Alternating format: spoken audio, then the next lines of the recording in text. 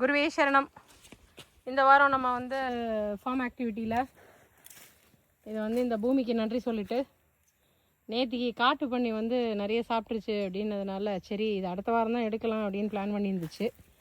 அப்புறம் நல்லாவே வந்திருக்கு, அதனால் இன்றைக்கே எடுத்துடலாம் அப்படின்னு நம்ம வாழ்நாள் சொன்னதுனால இன்றைக்கி வந்து இது இப்போ அதை ஹார்வெஸ்ட் பண்ணி இங்கே வச்சு கொஞ்சம் கொஞ்சமாக கட்டி எடுத்துகிட்டு போய் வேர்க்கடலையை நம்ம வந்து எடுத்துக்கிட்டு இருக்கோம்.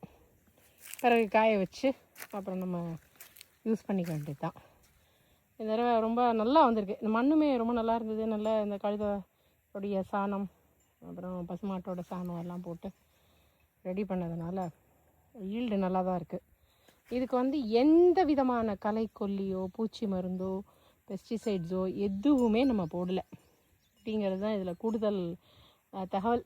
அதனால் இயற்கை விவசாயம் பண்ணால் அவுட்புட் வராது, அது வராது, இது வராதுன்னு சொல்கிறதெல்லாம் வந்து நம்ம அதுக்காக நிறைய மெனக்கடணும். அது ஒன்று தான். அதுக்காக ரொம்ப ஒன்றும் நம்ம எதையும் நடக்காதது எதையும் நம்ம பண்ண போகிறதில்ல.